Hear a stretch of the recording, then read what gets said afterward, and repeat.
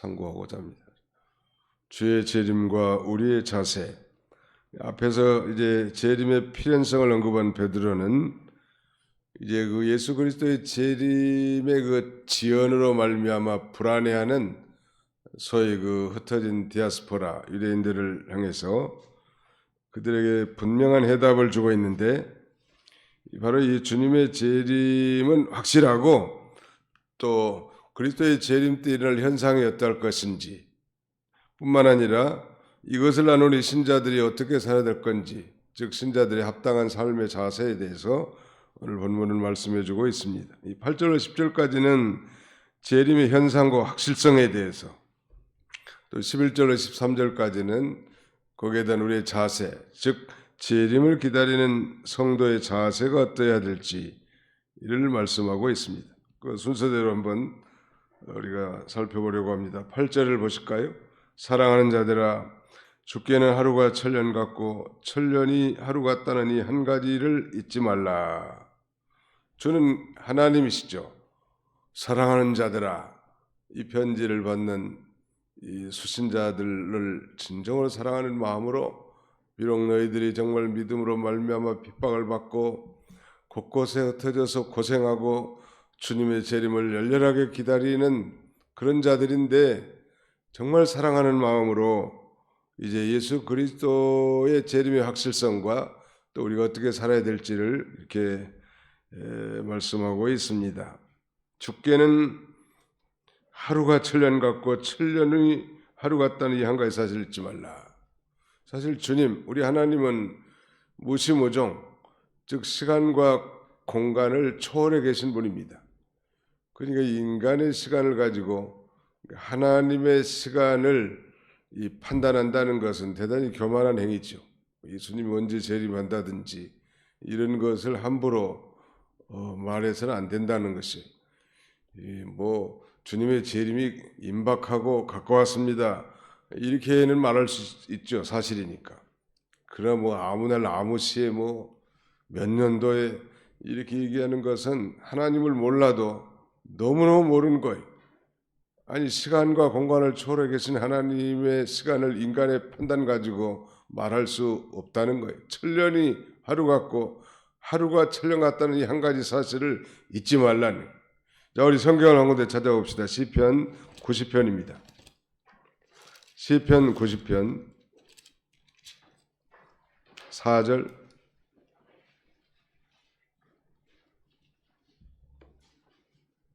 같이 한번 읽어보겠습니다. 시편 90편 4절 시작. 주의 목전에는 천년이 지나간 어제 같으며 밤의 한 순간 같을 뿐입니다. 하나님의 보시기에는 천년이 지나간 어제 같고 밤의 한 경점, 옛날 성경은 경점이라고 그랬을 거예요. 밤의 한 순간 같을 뿐입니다. 밤을 한 사경으로 나누는데 그 한 경조밖에 안 된다네. 이걸 상징적으로 영적으로 해석한 것은 하루가 천년 같다, 이 말씀은 예수님께서 자기 백성들이 회개하기를 하루가 천년같이 기다리신다, 그런 뜻이고, 그 반대로 천년이 하루 같다는 것은 심판하는 데 있어서 천년을 하루같이 참아주신다, 우리가 그렇게 배우지 않았습니까? 그래, 오늘 본문에서 말하고자 하는 것은 이 예수 그리스도의 재림이 사실은 초대교회 때부터 가르쳐졌고 또 기다리고 사모한 일인데, 지금 2000년이 지났는데도 아직 예수님이 오시지 않았으니까 이거 예수님 재림이 없는 거 아닌가, 이렇게 의심하는 사람들도 있고, 또 예수 그리스도의 재림의 지연에 대한 진정한 그 의도 하는 바를 알지 못하고 그러면은 혼란 가운데 있는 사람들이 있기 때문에, 베드로는 그 점에 대해서 우리 하나님의 시간표는 우리가 판단할 문제가 아니다. 그분은 이 시간과 공간을 초월해 계신 분이시다. 천년 하루같이, 하루를 천년같이 참아 기다리신 분이시다. 회개하기를, 또 심판하기를 그렇게 하신 하나님이시다. 그것을 지금 강조하면서 우리가 여기서 배울 수 있는 이 중요한 교훈은, 재림이 지연되는 이유가 뭔가 9절 같이 한번 읽어보실까요? 9절 시작. 주의 약속은 어떤 이들이 더디다고 생각하는 것 같이 더딘 것이 아니라 오직 주께서는 너희를 대하여 오래 참으사 아무도 멸망하지 아니하고 다 회개하게 이르기를 원하시느니라. 바로 이거예요. 아무도 멸망하지 아니하고, 물론 여기에 뭐 불택자까지 그러면 포함된 겁니까? 그렇진 않아요. 하나님의 택한 백성들은 한 알갱이도 버리지 아니하시고 다 회개하고 주님 앞에 돌아오기를 기다리는 그런 마음이란, 이런 하나님의 긍휼하심을 우리가 교만하게 말하고 판단해서는 안 된다는 거예요. 그저 우리는 오늘 저녁에라도, 아니 내일이라도 우리 주님이 오실 것을 믿는 것이 바른 자세예요. 어느 시대에나. 제가 미국에서 있는데 전에 한번 얘기했습니다만, 갑자기 하늘에 붉은 구름이 엄청나게 깔리는 거예요. 평소에 보지도 못한 구름. 야, 이거 예수님이 재림하시는가 보다. 그래서 그 구름이 짙은 방향으로 계속 자동차를 몰고 한참 달렸는데 끝이 없어. 나중에 보니까 거기가 버지니아인데 워싱턴에서 이제 비행기가 에어쇼를 했는지 그 엄청난 이 붉은 구름을 연기를 품으면서 하늘을 장식해 놨더라. 아무튼 우리가 이 바로 믿는다고 하면 예수 그리스도의 재림은 속히 오신다는 거. 오늘 저녁에라도 하나님이 나를 데려가실 줄 알고, 오늘 저녁에 나를 데려가시면 내가 지옥에 가 있지 않고 천국에 가 있다는 걸 확신을 가지고 그런 사모함으로 사는 것이 맞아요.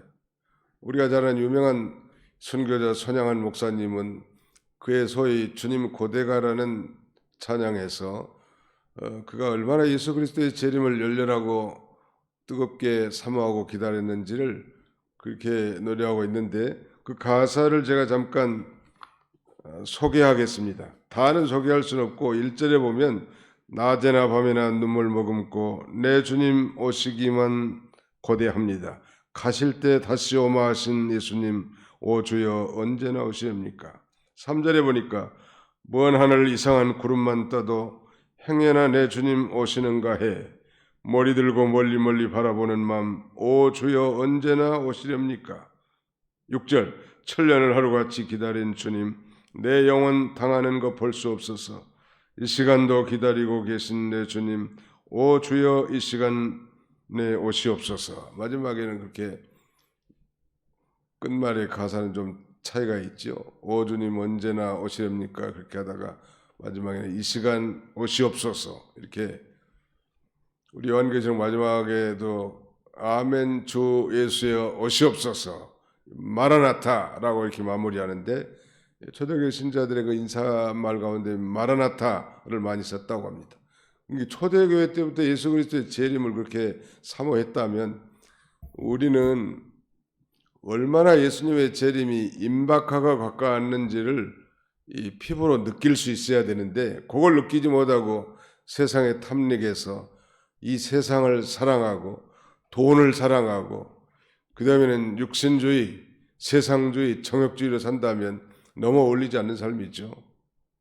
그렇다고 뭐 어디 산속에 사는 얘기는 아니지만 늘 마음으로 그렇게 사모하면서 사는 것이 올바른 그 재림을 맞이하는 우리 성도의 자세. 오늘 본문에도 경건함과 거룩함으로 이 그날이 오기를 간절히 사모하라고 하지 않았습니까? 그날은 예수 그리스도의 재림은 이 세상을 심판하는데 모든 체질, 즉 물질이 다 하늘이 이 세상 죄악된 세상과 하늘은 다 떠나가고 이 물질이 다 녹아진다고 했습니다. 이건 어떻게 그렇게 할 수 있을까? 과거에 그 소돔 고모라 때 그 음란 방탕한 도시 소돔시와 고모라시 그 인근의 도시를 하늘에서 그 유황불이 쏟아져 가지고 다 불태웠거든요.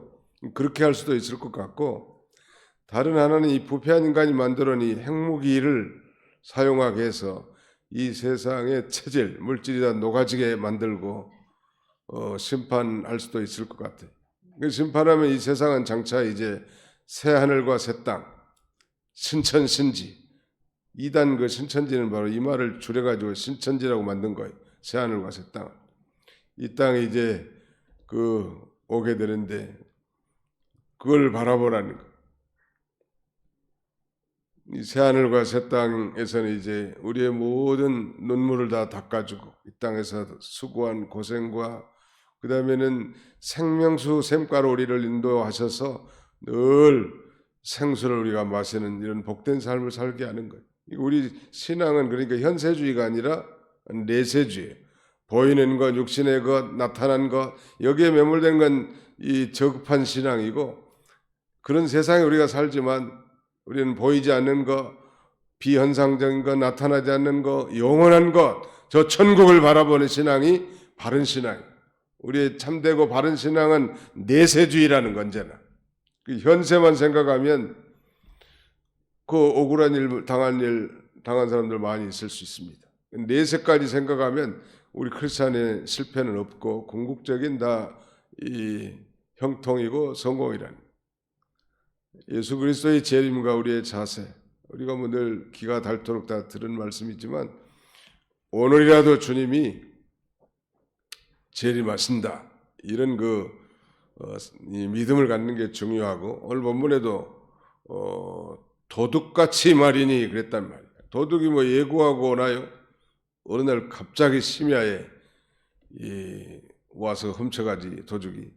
바로 예수님이 그렇게 말씀하신 것처럼 예수님의 그 재림이야말로 이걸 파루시아라고 하는데, 예수님의 파루시아는 그야말로 갑작스럽고 그 다음에는 예고 없이 임하게 되기 때문에 슬기로운 다섯 처녀 같이 기름 준비를 잘하는 거예요. 그것도 여분의 기름. 그래서 등불을 밝히고 신랑 되신 예수님을 맞이할 수 있는 그런 성숙한 우리 성도님들이 다 되시기를 주님의 이름으로 축원합니다. 기도하겠습니다. 하나님의 아버지 감사합니다.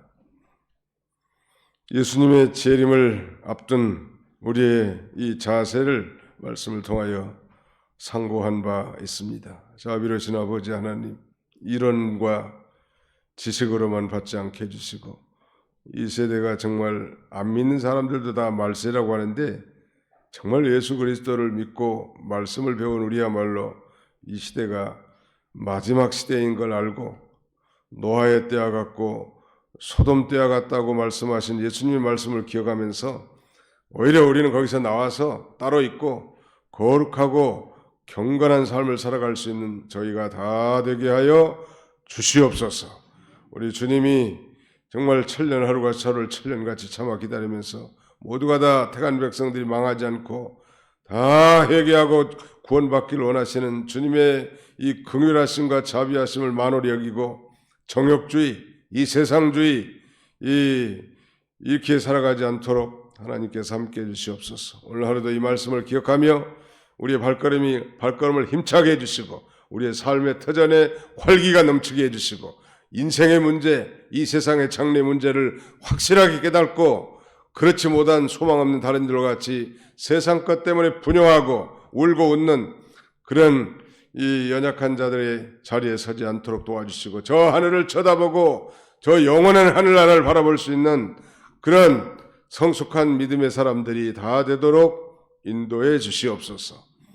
오늘 하루도 우리의 삶을 통하여 하나님께서 영광을 받아주시기를 간절히 바라옵고 예수님의 이름으로 기도하옵나이다. 아멘.